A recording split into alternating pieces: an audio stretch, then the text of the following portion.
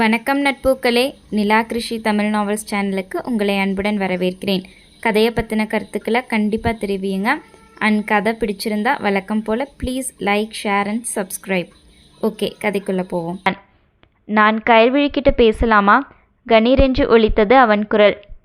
ஓ, தாராளமாக பேசுங்க. அம்மா கயல், உன் ரூமுக்கு அழைச்சிட்டு போ, மணிகண்டன் கூற கயல்விழி எழுந்தாள். அங்கு தனிமையில் பேசுவதற்கு வேறு இடம் இல்லை. வெளியே நின்று பேசினால் அக்கம் பக்கத்து வீட்டுக்காரர்கள் பார்ப்பார்கள். எனவேதான் அறைக்கு அழைத்துச் செல்ல சொன்னார். அவள் முதலில் நுழைய அடுத்து நுழைந்தவன் கதவை மெலிதாக தள்ளிவிட்டான். முழுதாக மூடாவிட்டாலும் உள்ளிருப்பவர்கள் வெளியே தெரிய மாட்டார்கள். புடவையின் முந்தானையை பிடித்து திருகிக் கொண்டு அவள் பதட்டத்துடன் நிற்க, அவனோ மேஜையில் சாய்ந்து இரு கைகளையும் கட்டியபடி அவளையே பார்த்து கொண்டு நின்றிருந்தான். நிமிடங்கள் கடந்தன. அவளும் பேசவில்லை, அவனும் பேசவில்லை. பேசணும்னு கூப்பிட்டுட்டு இப்படி குறுகுறுன்னு பார்த்துட்டு இருக்கிறாரு எண்ணிக்கொண்டவளுக்கு தவிப்பாக இருந்தது. பின்னே இப்படி ஒருவன் வைத்தக்கண் வாங்காமல் பார்த்து கொண்டிருந்தால் அந்த காரிகையாலும் என்னதான் செய்ய முடியும்? நாமளே பேசிட வேண்டியதுதான். இல்லைனா இப்படித்தான் பார்த்துட்டே இருப்பாரு. மனதிற்குள் முடிவெடுத்தவள் ஒரு வாராக தைரியத்தை திரட்டி கொண்டு, பேசணும்னு கூப்பிட்டுட்டு அமைதியாவே இருக்கீங்க, கேட்டே விட்டாள். என்ன பார்வைதான் அவன் சட்டை பட்டனை விட்டு மேலேறவில்லை. அவனோ ஒன்றும் பேசாமல் கைக்கடிகாரத்தை பார்த்தவன், பரவாயில்ல, 15 நிமிஷத்தில் பேசிட்டேன். நான் கூட இன்னைக்கு ஈவினிங் வரைக்கும் இங்கேதான் நிற்கணுமோன்னு நினைச்சேன் என்றான் குறும்புடன். அவன் தன்னை கலாய்க்கிறான் என்பது புரிய செல்ல கோபத்துடன் நிமிர்ந்து அவனை பார்த்தாள். புருவம் சுருக்கி இதழ்கள் சினுங்க ஒருவித லயத்துடன் அவள் பார்த்த பார்வை அப்பப்பா அவன் மனதில் புயலடித்தது. சரி சொல்லு, கல்யாண பேச்சு எடுத்தவுடனே உன் முகம் மாறிச்சு. சரி சொல்லு, கல்யாண பேச்சு எடுத்த உடனே உன் முகம் மாறிடுச்சு. அப்படி என்ன குழப்பம்? என்கிட்ட சொல்லு. விளையாட்டுத்தனத்தை ஒதுக்கி வைத்துவிட்டு அவன் அக்கறையுடன் வினவ அவளுக்கு ஆச்சரியம்தான். தன் முகம் பார்த்தே எப்படி மனதில் ஓடியதை புரிந்து கொண்டார். அவள் விழிகள் ஆச்சரியத்துடன் விரிந்து அவனை உள்ளிழுக்க பார்த்தது. அது நான் படிக்கணும். படி, அவன் இலகுவாய் விடை கூறிவிட, கல்யாணம் பண்ணிட்டு எப்படி படிக்கிறது? தயக்கத்துடன் வந்தது அவளது கேள்வி. ஏன் படிக்க முடியாது? அவன் திருப்பி கேள்வி கேட்க அவள் ஒன்றும் பேசாமல் மீண்டும் முந்தானையை திருக ஆரம்பித்தாள். சிறு சிரிப்புடன் தலையாட்டி கொண்டவன், கல்யாணத்துக்கு பிறகு நீ படிக்கலாம். நானே உன்னை படிக்க வைக்கிறேன். ட்ரஸ்ட் மீ, எந்த விதத்திலேயும் உன்னை தொந்தரவு செய்ய மாட்டேன். கடைசி வார்த்தைகள் மட்டும் குறும்புடன் வந்து விழுந்தது. அவன் எதை நினைத்து கூறுகிறான் என்றெல்லாம் அவளுக்கு விளங்கவில்லை. நிஜமாவா என்று வினவி வைத்தாள். கயல்விழி, நீ காலேஜ் முடிச்ச பிறகுதான் கல்யாண பேச்சு எடுக்கணும்னு இருந்தேன். பட் உடனே கல்யாணம் முடிக்கணுங்கிறது அம்மாவுடைய விருப்பம். அதனால்தான் இப்போவே கல்யாண பேச்சு எடுக்க வேண்டியதா போயிடுச்சு. ஆணோ பெண்ணோ படிப்பு எவ்வளவு முக்கியம்னு எனக்கு நல்லாவே தெரியும். நீயே விட்டாலும் நான் உன்னை விடமாட்டேன். கண்டிப்பாக படிக்க வைப்பேன். அவன் கூறிய ஒவ்வொரு வார்த்தைகளும் உண்மையல்லவா? அவள் மனதில் இருந்த சிறு குழப்பமும் ஓடிவிட்டது. படிக்க வேண்டும் என்பதை தவிர அவனை மறுக்க அவளுக்கு எந்த காரணமும் இல்லையே. எனவே மகிழ்ச்சியுடனேயே திருமணத்தை வரவேற்றாள். எந்த காலேஜ் படிக்கிற? அவன் வினவ, இன்னும் ஜாயின் பண்ணலை. அதுக்குள்ளே ஆப்ரேஷன் அது இதுன்னு போகவும் அப்பா நெக்ஸ்ட் இயர்லேருந்து சேர்த்து விடுறேன்னு சொன்னாங்க என்றாள். ஓ, பயத்தில் அப்படி சொல்லியிருப்பாங்க. But no need to worry. நீ தான் கம்ப்ளீட்டாக க்யூர் ஆகிட்டேயே. இந்த இயர்லேருந்தே காலேஜ் போகலாம். நானே சேர்த்து விடுறேன். அவன் கூறிய செய்தி அவளுக்கு அவ்வளவு உவப்பாக இருந்தது. தேங்க்ஸ். இப்போ சொல்லு, என்னை கட்டிக்க சம்மதம்தானே? அவள் முகம் பார்த்து அவன் வினவ, குனிந்த தலை நிமிராமல் தலையாட்டியவளின் இதழோரம் புன்னகையில் விரிந்தது. அப்போ கட்டிக்கோ. மிக நெருக்கத்தில் ஒலித்த அவனது குரலில் தூக்கி வாரிப்போட நிமிர்ந்தவள், என்ன? வார்த்தைகளுக்கு தந்தியடித்தாள். என் கையால் தாலியை கட்டிக்கோன்னு சொன்னேன். கண் சிமிட்டி கூறியவன் புன்னகையுடன் வெளியேறிவிட்டான். நாணசிகப்பில் முகமிளிர வெளியே வந்த மகளின் நிலையே அவள் சம்மதத்தை கூறிவிட மணிகண்டனும் ஜெயந்தியும் ஒருவரையொருவர் திருப்தியுடன் பார்த்து புன்னகைத்து கொண்டனர். அப்போ நீங்க சொன்ன மாதிரியே செய்திடலாம் சம்மந்தி. மணிகண்டன் தன் தரப்பு சம்மதத்தை கூறினார். சிறிது நேரம் பேசியிருந்துவிட்டு மாப்பிள்ளை வீட்டினர் கிளம்பி விட்டனர். செல்லும்போது யாரும் அறியாமல் தலையாட்டி அவளிடம் விடை பெற்றவனை அவளுக்கு நிரம்ப பிடித்து போனது. இந்த இரகசிய விடை பெறுதலும் யாரும் அறியா பரிபாஷணைகளும் இனி அவர்களுக்கானதல்லவா? குறுகுறுப்பில் இதயம் சில்லிட்டு போனது. காரில் திரும்பும்போது ரகுநந்தன் தான் ஆரம்பித்தார். நிரஞ்சனுக்கு கல்யாணம் முடிய போகுது. யுவராஜ் அனன்யாவுக்கு கூட வயசாகுது. அவங்களுக்கும் கல்யாணம் பேசிடலாமே, கட்டிக்கிற முறைதானே? சரஸ்வதியிடம் கூறினார். பெரியவர்கள் மட்டும் அந்த காரில் வந்ததால் இந்த விஷயம் சிறியவர்களுக்கு தெரியவில்லை. எங்கேனா, எனக்கும் ஆசைதான். ஆனால் ரெண்டும் நாயா பேயா சண்டை போட்டுக்குதுங்க. முகம் பார்த்து கூட பேசிக்க மாட்டேங்கிறாங்க. என்னை நடுவில் வச்சு தான் பேசிக்கிறாங்க. இதில் எங்கத்த கல்யாணம் பண்ணி வைக்கிறது? 2 பேருக்கும் வெளியில தான் தேடணும் என்றார். எதுக்கும் ஒரு வார்த்தை கேட்டு பார்க்கலாமே சரஸ்வதி. சின்ன பசங்க விரும்பினாலும் விரும்புவாங்க. வைதேகி கூற, வாய்ப்பே இல்லை வைதேகி. 2ம் எப்போ பாரு முறைச்சிட்டு தான் தெரியுது. உன் ஆசையை ஏன் கெடுப்பானேன்? நாளைக்கே விசாரிச்சு பார்க்கிறேன் என்றார். கேட்டு வைமா. வெளியில தேடணும்னாலும் தேடிக்கலாம். இந்த வருஷத்துக்குள்ள 3 பேருடைய கல்யாணத்தையும் நடத்திடலாம். ரகுநந்தன் கூறியதை மற்ற இருவரும் ஆமோதித்தனர். தொடரும். மோகத்தில் தத்தளிக்கும் நிலவே. அத்தியாயம் 7. அன்று ஞாயிற்றுக்கிழமை. பிரியாவுடன் யுவராஜ் வெளியே செல்வதாக இருந்தது. அவன் அந்த விஷயத்தையே மறந்துவிட்டான் தான். காலையிலேயே ஃபோன் செய்து பிரியா அதை ஞாபகப்படுத்தியிருக்க, அருகிலிருந்த அனன்யாவை வெறுப்பேற்ற வேண்டும் என்பதற்காகவே சரி என்று பேசிவிட்டு வைத்துவிட்டான். சரஸ்வதி தொலைக்காட்சியில் மூழ்கியிருக்க சோபாவில் அமர்ந்து காஃபி குடித்து கொண்டிருந்தாள் அனன்யா. ஜீன்ஸ் பேண்ட் டிஷர்ட் சகிதம் ஆயத்தமாகி மாடியிலிருந்து இறங்கி வந்தவனின் பார்வை அவள் மீதுதான் படிந்தது. காஃபியை ஒரு மிடறு விழுங்கியபடி அவள் விழிகளும் மின்னலாய் அவனை வெட்டின. அவன் எங்கு செல்கிறான் என்று அவளுக்கு தெரியுமல்லவா?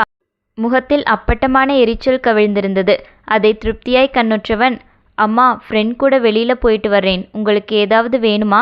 தாயிடம் வினவினாலும் பார்வை அவள் மீதுதான் இருந்தது. எனக்கு எதுவும் வேண்டாம்பா, நீ போயிட்டு சீக்கிரம் வா. உன்கிட்டேயும் அனன்யா கிட்டேயும் நான் கொஞ்சம் பேசணும். ஓகேம்மா, பாய்.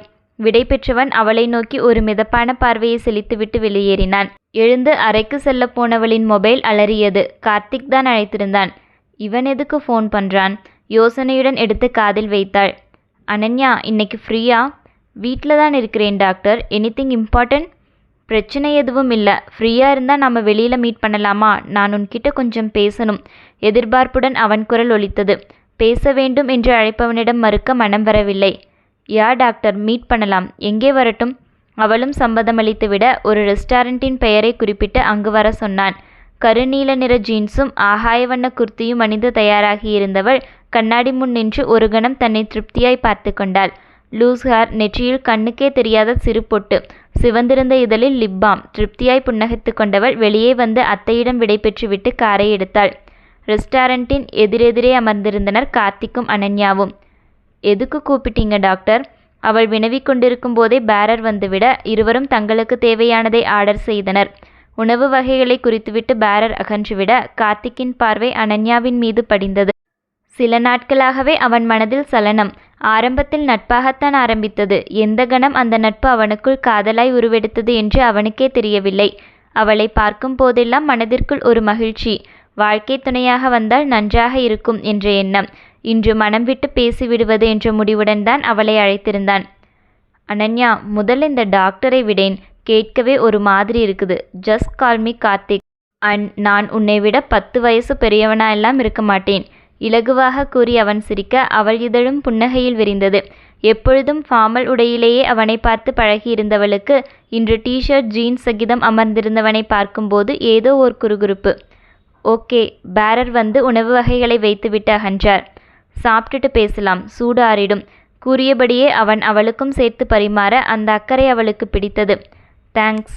புன்னகை முகமாய் ஒருவாய் உணவை எடுத்து வாயில் வைத்தபடி நிமிர்ந்தவள் சந்தித்தது என்னவோ அனர்க்கக்கும் யுவராஜின் விழிகளைத்தான். எதிரே பிரியாவுடன் வந்து கொண்டிருந்தான்.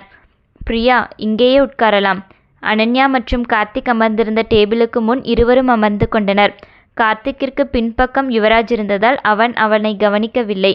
அதேபோல் அனன்யாவிற்கு முதுகு காட்டி பிரியா அமர்ந்திருந்ததால் அவளும் அனன்யாவை கவனித்திருக்கவில்லை. இருவரின் விழிகளும் நேர்கோட்டில் சந்தித்து ஒன்றையொன்று வெட்டி கொண்டன. என்ன ஆர்டர் பண்ணலாம் யுவி? பிரியாவின் குரலில் தன்னை மீட்டு கொண்டவன் அவளது அழைப்பில் புருவம் உயர்த்தினான். யுவி? டாக்டர்னு கூப்பிட என்னமோ மாதிரி இருக்குது. யுவின்னே கூப்பிடுறேனே. அவள் கண்கள் சுருக்கி கெஞ்ச, யுவர் விஷ். தோலை குலுக்கியவன் மெனு கார்டின் புறம் பார்வையை பதித்தான். Ananya, pepper paneer manchurian, my favourite, try this. கார்த்திக்கின் குரல் ஒலிக்க யுவராஜ் நிமிர்ந்து தனக்கு முன்னால் இருந்த மேஜையை நோக்கினான். ரியலி? பன்னீர் எனக்கும் ஃபேவரட். மென்மையாக புன்னகைத்தவளின் விழிகள் அவளையும் அறியாமல் யுவராஜின் மீது படிந்து மீண்டது. என்ன ஆர்டர் பண்ணலாம் யுவி? இதற்குள் பிரியா மீண்டும் ஒரு முறை அவனை அழைத்திருக்க, நீயே ஆர்டர் பண்ணிடு, எதுவா இருந்தாலும் ஓகே. ஏனோ உணவில் அவனுக்கு கவனம் செல்லவில்லை. மெனுக்காடை அவள் புறம் நகர்த்தி விட்டான். அனன்யாவும் கார்த்திக்கும் சாப்பிட்டு முடித்திருக்க பேரர் வந்து சாப்பிட்ட பாத்திரங்களை எடுத்து சென்றார். கார்த்திக் பில்லை செட்டில் செய்ய அனன்யா கை கழுவி விட்டு வந்து அமர்ந்தாள். கார்த்திக் சிறு தயக்கத்துடன் அவள் முகம் பார்த்தான். அனன்யா, நான் சுற்றி வளைச்சு பேச விரும்பல, நேரடியாகவே விஷயத்துக்கு வர்றேன். நாம் கல்யாணம் பண்ணிக்கலாமா? ஃப்ரெண்டாக தான் உன் கூட பழக ஆரம்பித்தேன். எப்போ காதலிக்க ஆரம்பித்தேன்னு எனக்கே தெரியல. நீ லைஃப் பார்ட்னராக வந்தால் நல்லா இருக்கும்னு தோணுது. உன் பதில் என்ன? கண்கள் பார்த்து அவன் காதல் சொல்லிவிட இப்பொழுது அவளுக்கு தயக்கம். என்ன திடீர்னு? தடுமாறினாள். அதுதான் சொன்னேனே, எப்போ லவ் வந்துச்சுன்னு தெரியல. எப்படியா இருந்தாலும் கல்யாணம் பண்ணிக்கத்தான் போகிறோம். ஏன் நாமளே லைஃப்பில் இணையக்கூடாது? வசீகரமாய் அவன் காதல் சொல்லிய விதம் அவளுக்கு பிடித்திருந்தது.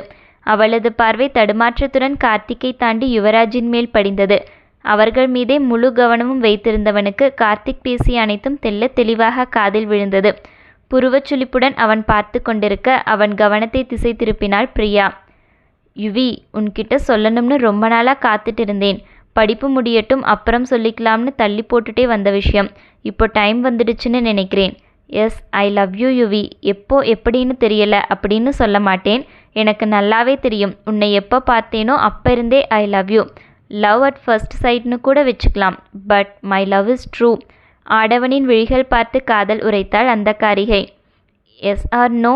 காதல் உரைத்த இருவரும் தங்களது இணைகளின் முன் எதிர்பார்ப்புடன் கரம் நீட்ட பதில் சொல்ல வேண்டிய இருவரின் பார்வைகளும் அதிர்வுடன் பின்னி கிடந்தது. இருவருக்கும் ஒருவரையொருவர் பார்க்கக்கூட பிடிக்காதுதான். அந்தளவு வெறுப்பு இருந்தும் தங்களிடம் காதலை வெளிப்படுத்தியவர்களுக்கு என்ன பதில் சொல்வதென்று தெரியாமல் இருவருமே தயங்கினர். உன் மனசுல பட்டதை சொல்ல அனன்யா, என்கிட்ட தயக்கம் வேண்டாம். மென்மையாய் ஒலித்த கார்த்திக்கின் குரலில் அவன் முகம் நோக்கியவள் மெலிதாய் புன்னகைத்த நொடி எஸ் என்ற பதில் யுவராஜிடமிருந்து வந்தது. Wow Yuvi, thank you so much. என் காதலை அக்செப்ட் பண்ணினதுக்கு என்னால் நம்பவே முடியல. சந்தோஷத்துடன் ஆர்ப்பரித்தவள் மேஜையின் மீது இருந்த அவன் கரத்துடன் தன் விரல்களை பிணைத்து கொண்டாள். அதிர்ச்சியாய் யுவராஜை பார்த்து தடுமாற்றத்துடன் விலகிய அனன்யாவின் பார்வை கார்த்திக்கின் மீது படிந்தது. அவளது தலை ஆமாம் என்பதாய் சம்மதமாக ஆட கார்த்திக்கிற்கோ மகிழ்ச்சி பிடிபடவில்லை. லவ் யூமா, பெண்ணவளின் தளிர் விரல்களை பற்றி கொண்டான். இருவரும் அவரவர்களுக்காக சம்மதம் சொன்னார்களா என்று கேட்டால் அது அந்த கடவுளுக்கே வெளிச்சம். அவளை வெறுப்பேற்ற வேண்டுமென்று அவனும், அவனை கடுப்பேற்ற வேண்டுமென்று அவளும் செய்த செயல் எங்கு போய் முடியுமோ? காத்திருப்போம்.